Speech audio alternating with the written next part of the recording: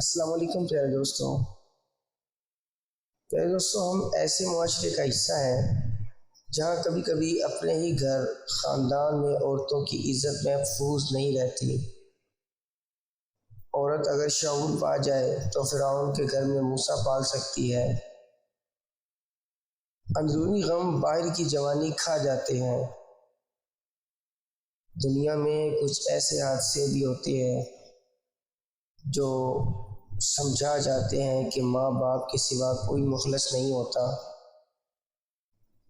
प्यारे दोस्तों, जो औरत शादीशुदा होकर भी गैर मर्दों से ताल्लुक़ रखती है, इसकी एक ख़ास पहचान ये होती है कि वो शोहर जो इज़्ज़त नहीं देती, दो टके का समझती है, हकारत की नज़र से देखती है।